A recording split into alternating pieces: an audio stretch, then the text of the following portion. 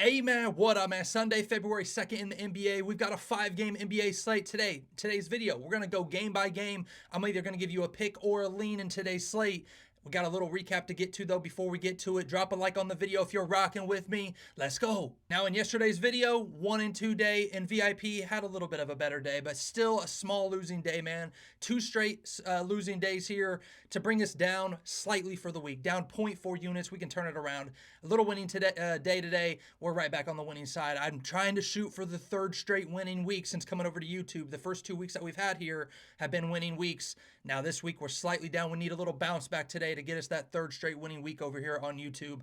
But going through the plays, Lauri Markkanen, I mean, hey, just didn't get there, man. I mean, some other Jazz players just went crazy. Markkanen just, I can't say that was a great pick there. Only got up about 10, 11 shots. Wasn't great volume. Just wasn't it yesterday. DeMar DeRozan, Kings kind of get blown out. DeMar wasn't having a bad game. If I'm not mistaken, he had 17 PRAs at halftime. Just they're getting blown out, so he doesn't play much that fourth quarter.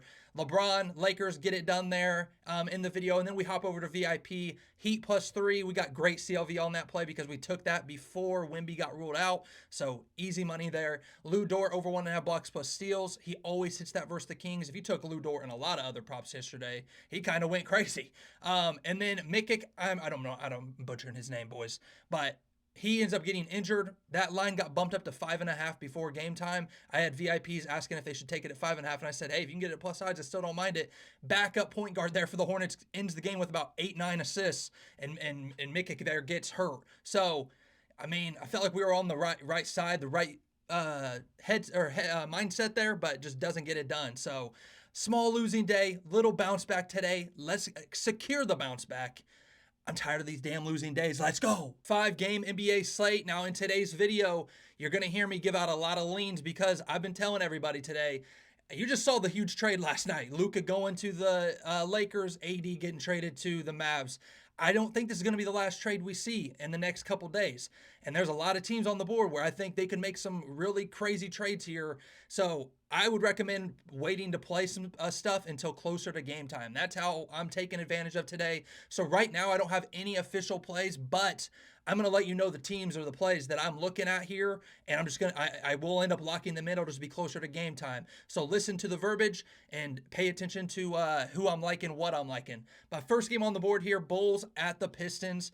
Today, in a perfect world, I want this spread to get up to +6, +6.5. Really would love a +6.5 here for the Bulls because yes, I think the Pistons are the better team. Yes, Bulls without Zach LaVine, but I still don't think the Pistons are 6, 7-point favorites or better than the Bulls. I know the Pistons are at home, but I just feel like the spread should be more like -4 in my opinion. So in a perfect world, if this spread gets up to +6, +6.5, I will more than likely be on the Bulls today. I'm just letting you know. Some injuries here. Really just Zach LaVine is out. Some other guys like THT, Taylor Horton-Tucker, looks like he's going to be good to go. But in this spot here, man, I think the Bulls are a little underrated here in this spot. If you're looking at it, Pistons are 6-3 in their last 9 home games, but against bottom 10 defenses, which the Bulls are a very bad defense, bottom 10 defense, Pistons are 3-8 in their last 11 versus a bottom 10 scoring defense. That Bulls team can still score, man. They can still score. I know they're without their best scorer, Zach LaVine, but I just think +6, +6.5, if it gets there, is too much. So I lean the Bulls there. Total at 233. You know, honestly, I would lean more the Bulls there. Player prop wise, I am kind of staying away from player props until All-Star break comes around, until after All-Star break. I'll talk about some guys I lean though. Tim Hardaway Jr. I mean, hey, if you can trust his shooting, man, he's either broke or he's splashing. So in this spot, I lean Tim Hardaway over. Cade Cunningham against bad pick and roll defenses. He smacks this line, especially as of late. So at 28.5 points, I wanted to lean the under. Because it's so high. But against bad pick and roll defense, he does hit that, so I ended up staying away from it. And then mainly for any Bulls guys, I didn't really look at many Bulls guys just because I like the Bulls in general if it gets up to +6, +6.5. So that's where my head's at with that game. Pretty quick overview on that game. Next game, Clippers, Raptors. This is a game I didn't look at any really player props here. I lean the Clippers, but in a perfect world, I hope this spread will get down to -4.5. Last night it opened up at about -5. Now it's -5.5 for good reason, man. Raptors are still the Raptors. I've been trying to tell people, let's not sugarcoat it. Raptors defense hasn't been bad as of late, but they are 5-23 in their last 28 games versus a top 10 scoring defense. Let's not sit here and act like they're all just they're good now, okay? They beat up on some bad teams. Even when they looked good, they were barely putting up more than 110 points. Clippers on the road, I always say, are a little bit scarier. Today, they are going to be without Norman Powell. How much do you value Norman Powell? I mean, they're still going to have Kawhi, still going to have James Harden. Those guys could go off against this Raptors team. And I really still don't trust this Raptors defense. I don't care if they've been allowing 90 points or less for 14 straight games. It's still the Raptors. I mean, I just don't trust them. Clippers, they're 12-6 against the spread in their last 18 games versus a bottom 10 scoring defense. Yes, the Raptors over the last 10 games haven't been too bad, man. If you're looking at their defensive rating over their last 10 games, they are second best in the NBA. 106.8 defensive rating. Guess who's number one? The Clippers. I always tell you guys, Clippers defense pretty good, especially at home. Clippers defense on the road, it's a little sketchy. You've seen it. They couldn't even cover versus the Hornets, and the Hornets have less scoring than the Raptors. So in this game, I lean the Clippers, but in a perfect world, I want it to be like -4, -4.5. If it stays in this -5.5, -6, I'm probably staying away from it. Some player props, if you're rocking with any for the Clippers, James Harden usually has some solid games, scoring around 20 points. I think James Harden assists. He's been crushing that recently. If you can get James Harden assists at 8.5, which it probably won't be there. It'll probably be 9.5 before this video comes out. Then I don't mind that. James Harden for a double-double today could be sweet. Kawhi going back to Toronto. Maybe you read into that narrative, think he has a good game. But in my eyes here, it's just I lean the Clippers -5.5. Really, if I want to jump on it and officially take it, it needs to be -4.5 for me to really want to take it. But total at 220-ish. You know, I still lean the over, man. I don't trust this Raptors defense. Like I said, even over the last 10 games, they've been good. But look at who they've been playing, man. They've been facing some really bad defenses or some just teams that have been very banged up at the time that they played them. Like, they faced the Magic, but the Magic were without, if I'm not mistaken, they were without Franz. They were without, they still had Paolo, but they were without Franz. Like, we all know that Magic team right now, their offense is all over the place. So, Raptors defense doesn't look bad, but against really bad teams, I still lean the Clippers there. But if it gets to -4.5, -4, probably going to be on them. If it stays in that -5.5 range, it's a stay away. But that's where my head's at. Third game on the board, Dallas Mavericks versus the Cleveland Cavs. Dallas Mavericks make a huge trade yesterday. I talked about this trade in my Discord. If you want to join the free Discord, it's completely free to join it. It will be a link in the description. Let's still not forget who the best team in the NBA is. Let's not forget it. But Dallas Mavs making that huge trade. I'm going to talk about it just a little bit here. In my opinion, I think it's a trade for the Mavs to win right now. But if 2 years go on, AD's injured. I mean, we all know AD cannot stay healthy. Kyrie was probably the happiest he's been in probably 2 or 3 years. We all know Kyrie before he joined the Mavs was, hell, he was Jimmy Butler 2.0. I mean, just never playing for the Nets during COVID, all that stuff, man. So, to be honest with you, I think it's a decent move for the Mavs right now, but also I get not wanting to pay Luka, but I mean, dude, Luka's 25. When have you ever seen a top 3 player in the NBA get traded for a guy that's in his 30s? I mean, this is a crazy trade in my opinion. I think for the Lakers, I don't see them doing anything this year, man. Anybody taking a Lakers future, I think you're just losing money. I mean, honestly, there's no way the Lakers are beating the West still with no rim protection. I don't think the Lakers are done making moves, though, either. So I think they got to go get a big man. For the Mavs, I mean, hell, not a bad move for right now, but still you just traded, I mean, your future away for hoping to win in the next year or two. And I just don't like the move, man. I mean, I don't like the move really. It's just a crazy trade, man. Crazy trade. But in this spot here for the Mavs versus the Cavs, talking about this game right here, I see Kyrie's questionable, Daniel Gafford's questionable, PJ Washington's questionable. I don't think you can take any player props for the Mavs here unless if you know some injury news. My favorite player prop here on the whole slate today is Daniel Gafford under 15.5 points, but if it goes up to, it might even be bumped up to 16.5 because he has been hitting that a lot. So I could see some people on him wanting to take him today. If I see that line starting to move more juiced to the under at 15.5, then maybe I'll take it. But say PJ Washington gets ruled out today, I could see them kind of bumping up Daniel Gafford to 16.5 points just because he's been crushing it. And the books thinking, hey, without PJ Washington, he's going to get more attempts. PJ Washington is Daniel Gafford is just an offensive rebounder, alley-oop catcher. Like, I mean, bro, he's not really doing like post moves down there. He's more of a guy that gets putbacks and a guy that just gets to the foul line a little bit. I lean his under though against a good defense, a good interior defense in the Cavs. In this game, if Kyrie gets ruled out, if PJ Washington gets ruled out, I mean anybody really gets ruled out, it's the Cavs for me, man.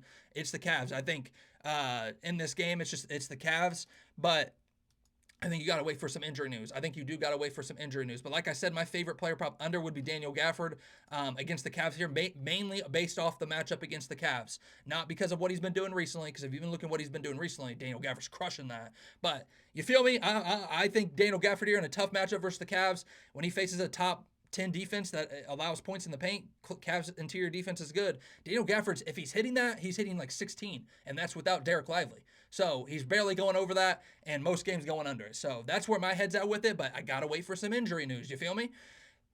Second to last game, Boston Celtics versus the Philadelphia 76ers. I keep on telling you. If you're watching this video right now and you continue to back the Celtics off a win, you're just, I mean, I don't know, man. I don't know.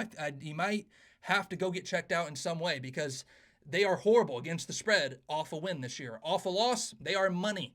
If they are on off a win and if they're facing a middle school team with a population of 8 students and they have 8 players on their team, you should not be taking the Celtics, man, off a win. They cannot beat anybody in cover. They didn't cover against the Pelicans as a 10, 11-point favorite. Today, 11-point favorite. Now, against a divisional team in the Sixers, who they see 45 times a year, I do lean the Celtics here. But also, you will not see me putting anything on them. If you like anything related to Celtics, it's a player prop, man. It's a player prop. I was leaning Tyrese Maxey under 31.5 points. As soon as I say that, it is now down to 30.5, 29.5. I'm going to say the same thing I said last game when he just went up against the Nuggets. If you can get Maxey at 31, 32.5 points, take his under. If it's anything lower than that, you almost got to take the over. The man's balling. But against the Celtics here, yes, he's hit it last 2 games versus the Celtics. But in a spot here, it's a spot that I would be more leaning as under. Got me leaning the Celtics there because if Maxey's not putting up 30 points, 76ers aren't hanging in this game. So I do lean the Celtics, but man, do not put your money on them. If you really want to, you better be putting half a unit on it or less. There's just no way you can be confident in them. Total at 222. Miss me with it. I miss me with it, man. If it's not backing the Celtics off a loss or a player prop for the Celtics, I'm not loving Celtics games, man. So last game on the board, let's move to it. Memphis Grizzlies versus the Milwaukee Bucks. Heavy lean to the Bucks here. Another game. If the spread moves to -2.5 or stays at -3, I do lean the Bucks here pretty heavy. Does look like the Grizzlies are going to be without Ja. Without Ja, Grizzlies, I mean, they're okay, not great.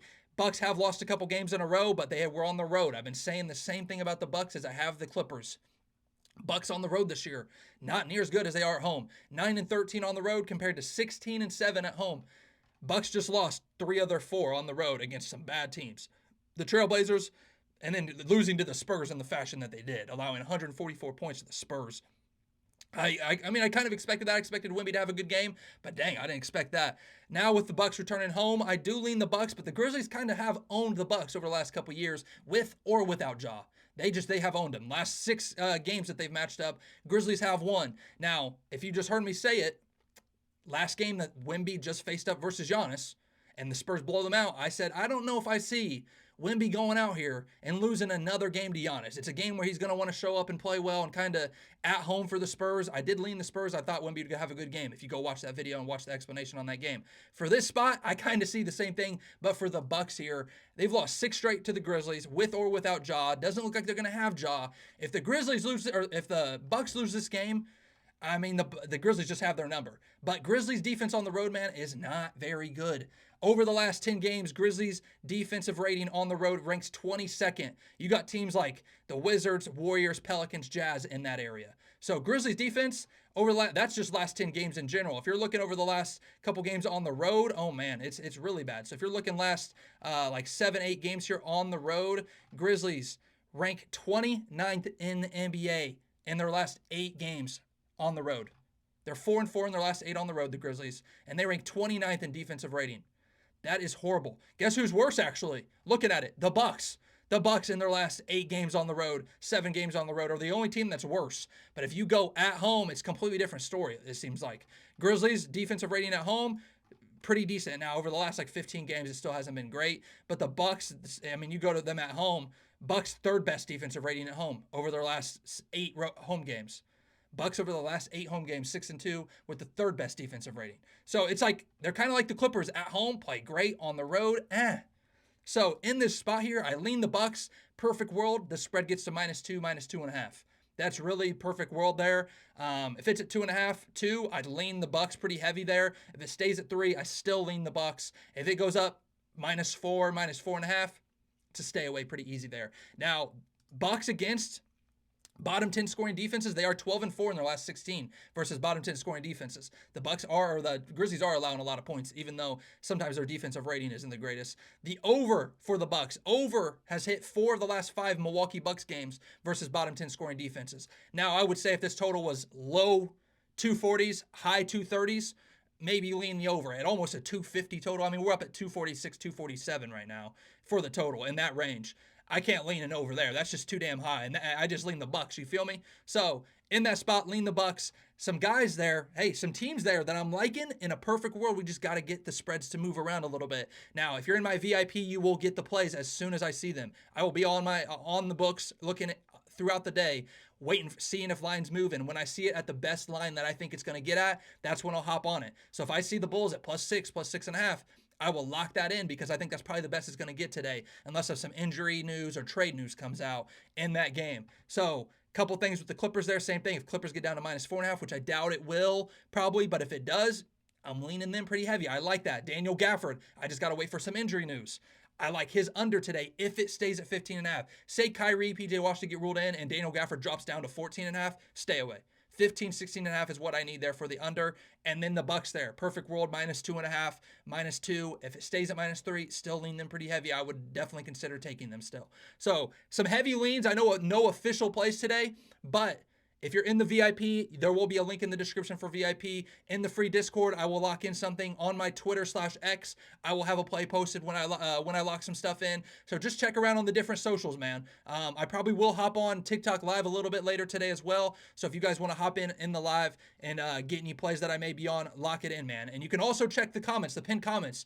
Always check the pinned comments. I will have, if I lock in any plays and I want to have them be the free plays for the day, I will make a comment today. So check back to the video throughout the day. I will definitely probably have 1 or 2 pinned comments with one of the plays or one of my best bets, 2 best bets today. So 5-game NBA site.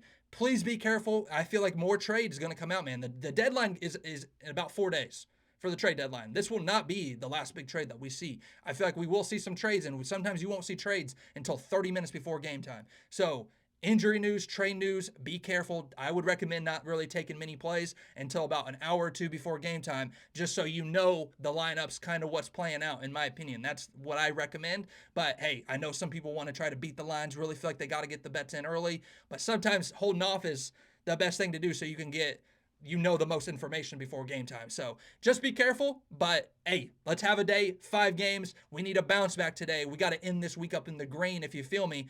Drop a comment if you're vibing with any of the games today. And hey, let's have a day. I'll see you guys back here tomorrow. Let's go.